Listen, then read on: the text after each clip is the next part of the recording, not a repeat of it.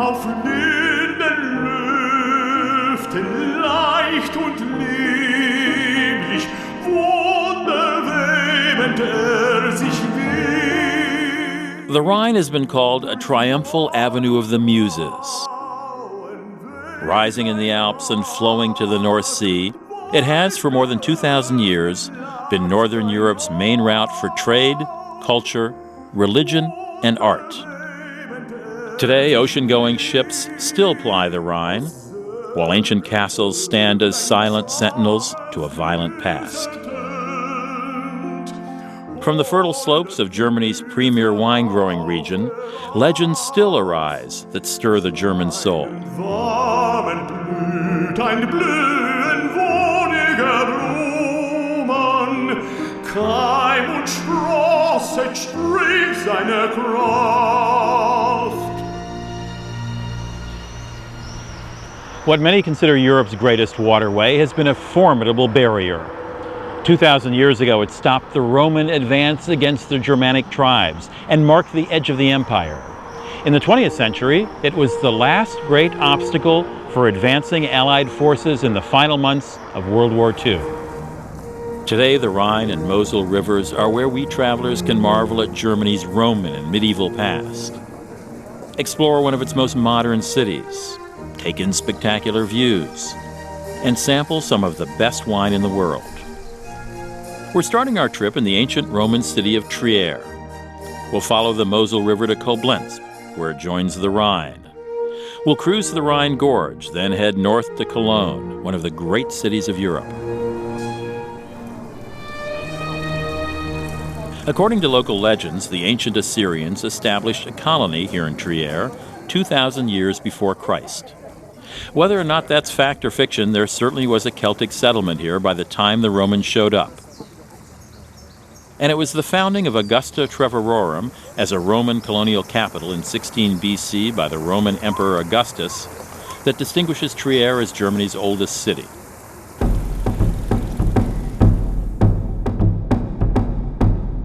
The Romans stayed for 400 years and left behind the best collection of Roman ruins north of the Alps. The Porta Nigra, or the Black Gate, was the northern entrance to the Roman town. Built of sandstone and held together with iron clamps, but no mortar, this formidable structure was meant to express Roman power and might as much as to protect the city. Equally impressive is that symbol of Roman luxury, the imperial baths. Near the Roman palace, or basilica, the imperial baths give us a glimpse of the length Romans would go for a hot bath. These were among the largest baths in the Roman Empire and a testimony to the engineering prowess of Rome.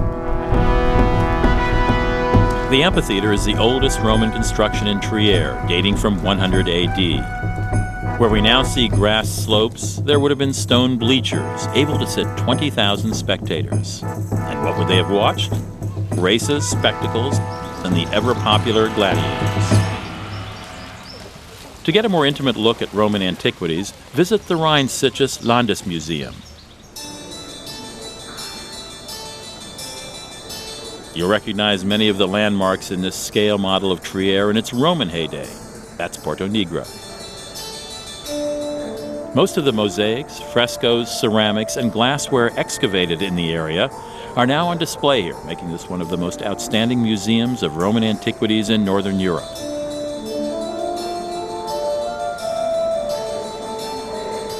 This sculpture and the reliefs depicting grapevines show just how long wine has been an important part of the local culture.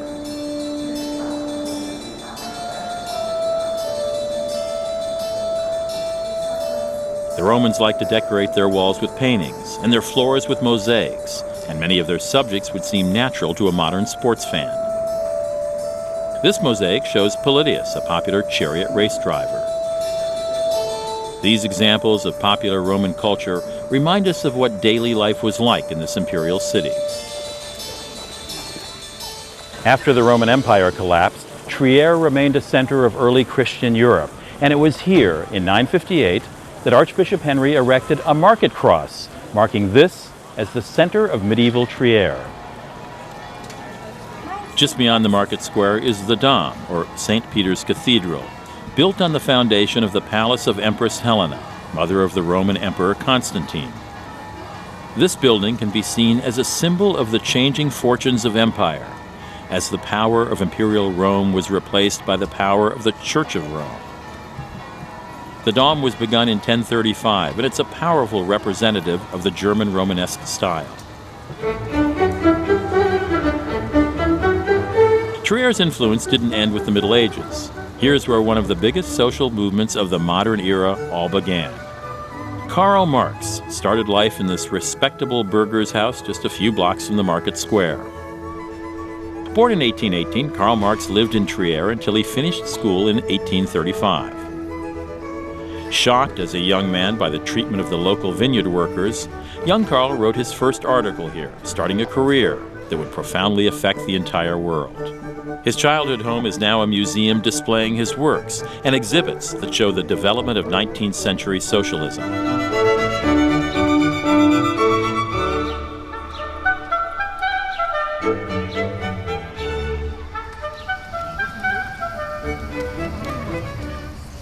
The vineyard workers Marx wrote about lived and worked along the Mosel River.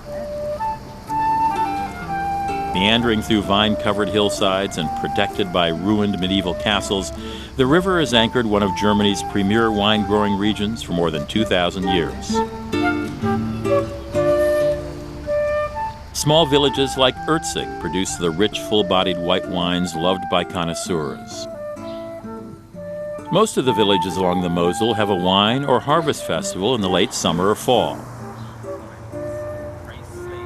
The vineyards are the reason people stayed in this valley after the Romans left. Weingut Münchhof, owned by the Immael family, is one of the valley's wineries most dedicated to producing the best Rieslings in the world. Robert, what is it about this region that makes it so favorable for growing Riesling grapes? The soil, it's a mixture of slate and loam or slate and sandstone, and you see the river. It's always a moderate climate here. Even in the winter we have no snow. This is one reason that the Romans brought the first vines to this place, because they never found it snow here. And they say where no snow is, there we have best conditions to bring vines to this area. Monks established this winery during the Middle Ages, and the Immael family bought it when Napoleon expelled the monks in 1806. The monk's house, or Münchhof, is now a cozy little inn in the name of the winery. Robert makes a variety of wines and is happy to let visitors sample them in his garden. This is now a very typical Riesling for the Mosel Valley, low in alcohol, only 8%, and this typical color, the green yellow color, intensive floral aromas. That is lovely. The fruit is still very much there. It's not a harsh wine at all. No, that's real typical for a great German Riesling. This is intensive fruit. Robert, it's a lovely wine. Thank you for showing us your vineyards and having us here where you make your wines. Zum Wohl. Zum Wohl. To your health.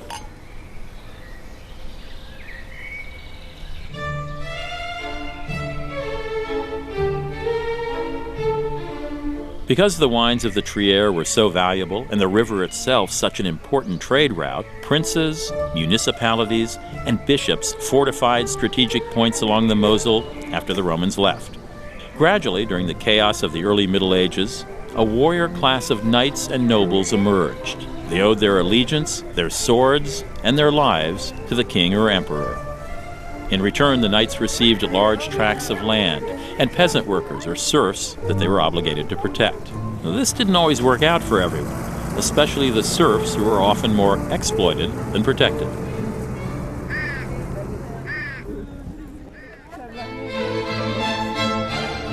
To hold their lands, these knights built strongholds and castles that were fortified, remodeled, and expanded over the centuries.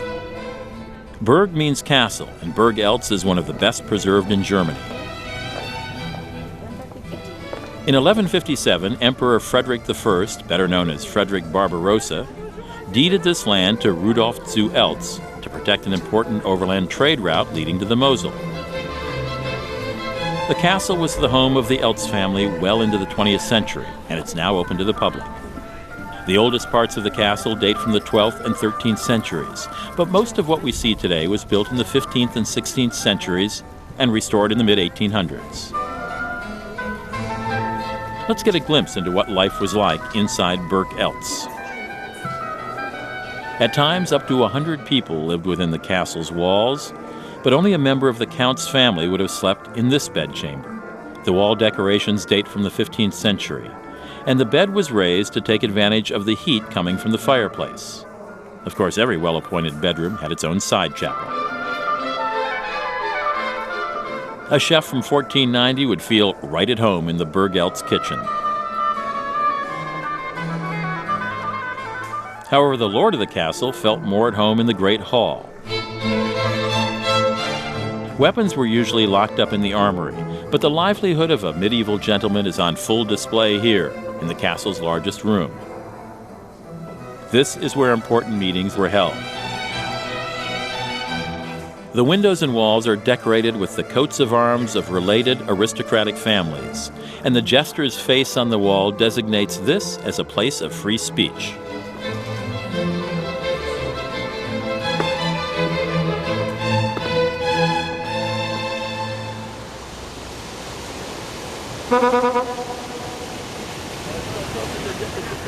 Now we're traveling over to the Rhine, and when we travel on the Rhine, we're talking options, options, options. You've got trains, cars, bicycles, rollerblades, parasails, and of course, boats. And when it comes to boats, you've got even more choices. From a short hop of a few hours to a luxury cruise that takes several days. We've booked a room on the Viking Danube of the Viking River Cruise Line to take in the Rhine. And we're heading south to board our ship at Rudesheim, then take the river north toward Cologne. Before we ship out, though, let's take a scenic cable ride over the vineyards for a spectacular view of the Rhine and a visit to the Niederwald Monument.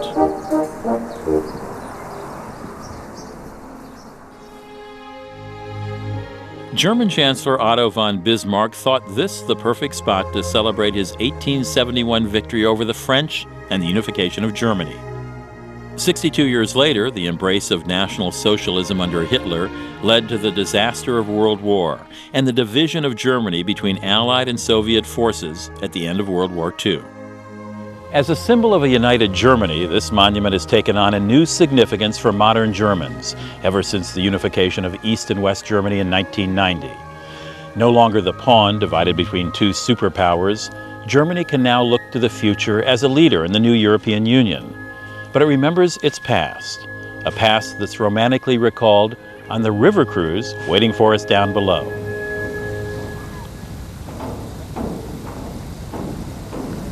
Luxury ships like the Viking Danube ply the Rhine from Amsterdam to Mosel on the Swiss border, with plenty of stops to explore the picturesque villages, bustling cities, and medieval castles.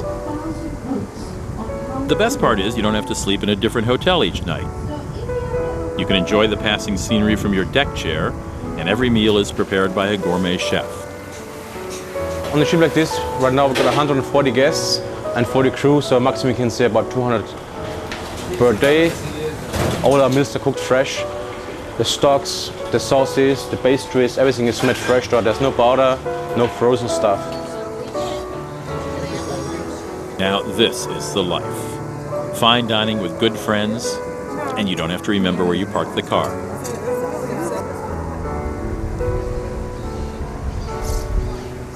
On deck, we get a sailor's eye view of the towns and castles that cling to the hills. These ships cruise the most scenic parts of the river during the day, and this morning's stretch is the Rhine's most picturesque. There, near the town of Bingen, is the 13th century mouse turn.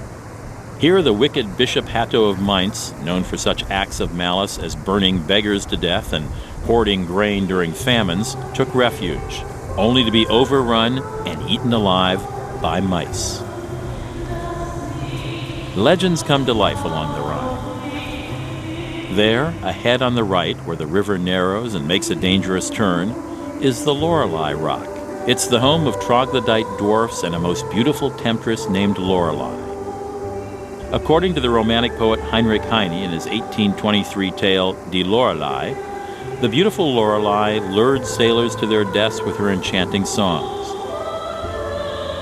Luckily for us, our captain's immune to her charms.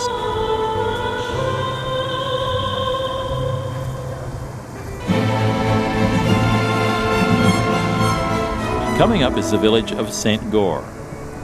Built in 1245 and destroyed by French revolutionaries in 1796, it now boasts a restaurant, wine tastings, and medieval tournaments.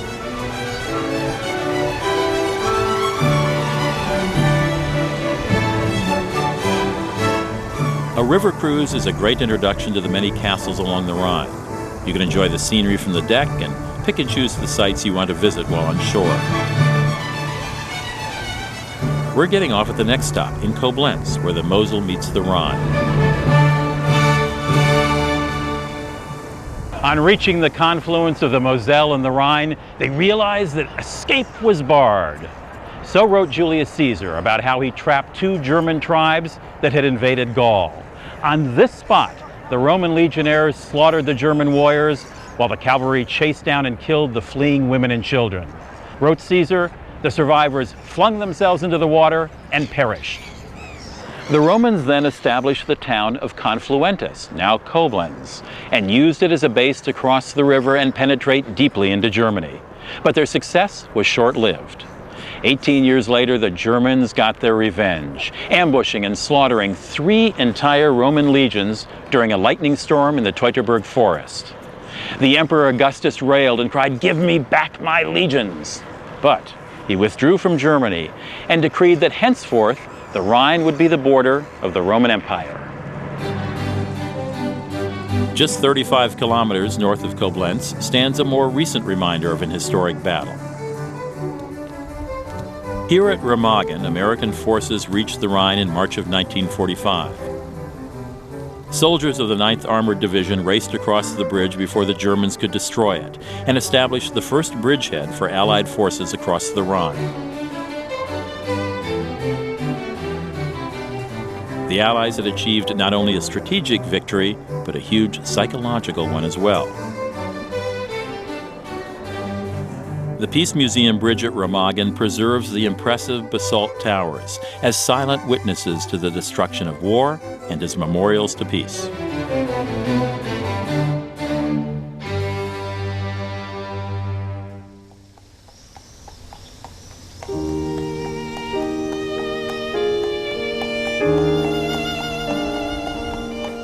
Nearby is Rolandsbogen, or Roland's Corner.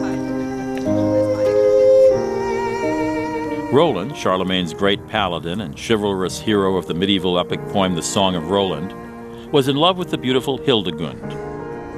While off fighting the Saracens, Hildegund heard a false report of Roland's death, and in mourning, she entered a convent on the island just below here. Heartsick, Roland built this castle and every day gazed through this window upon the convent below. When Hildegund died, they soon found Roland dead by this arch. Never mind that this is just a legend, it makes a great romantic story.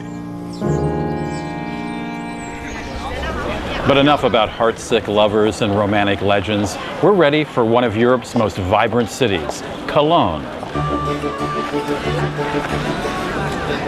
Cologne, or Köln as the Germans call it, is the largest city in the Rhineland. We're all familiar with the word Cologne because in 1709, Giovanni Maria Farina, an Italian chemist living here, invented a scented water he called Kölnisch Wasser. The French called it Eau de Cologne, and Americans just call it Cologne. The Romans founded Cologne in 33 BC as a colonial outpost, or colonia. During the Middle Ages, it became an international center for trade and one of the principal cities in the Hanseatic League. It's still a center for trade and the southernmost port for ocean-going vessels on the Rhine.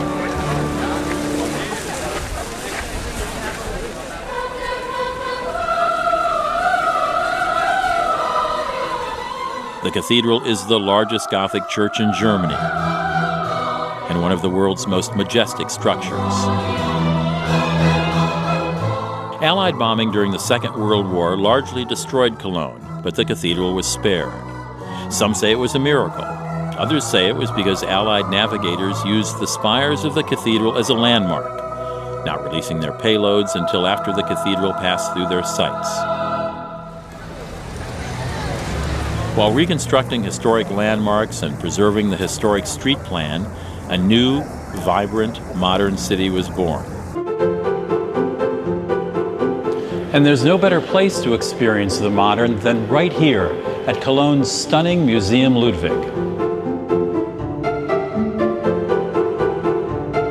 Housing the largest collection of Picassos outside of Spain, it also boasts an impressive collection of pop artists such as Warhol, Lichtenstein, and Siegel, and a wide selection of 20th century masters such as Dali, Rauschenberg, and Jasper Johns.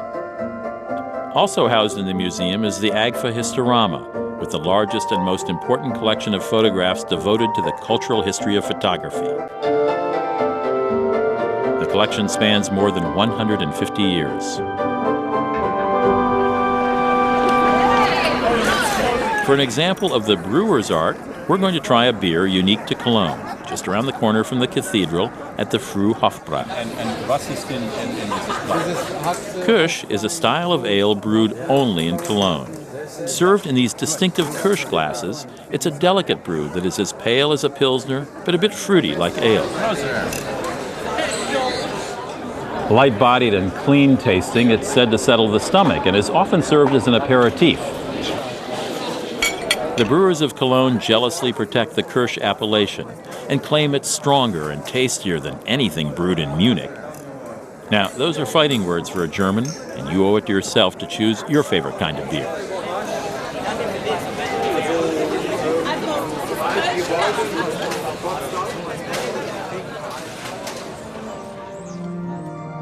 The residents of Cologne are justifiably proud of their beer as well as their city.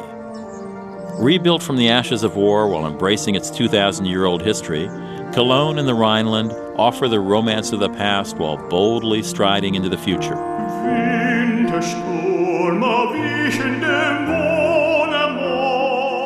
No longer the barrier encountered by the Roman legions, the Rhine and Mosel rivers offer travelers a trip through time, a trip of empires, myths, vineyards, and romance. Of his travels in the Rhineland, the poet Lord Byron wrote this: "The castled crag of Drachenfels frowns o'er the wide and winding Rhine, whose breast of waters broadly swells between the banks which bear the vine, and hills all rich with blossom trees, and fields which promise corn and wine, and scattered cities crowning these, whose far white walls along them shine, have strewed a scene which I should see, with double joy wert thou with me."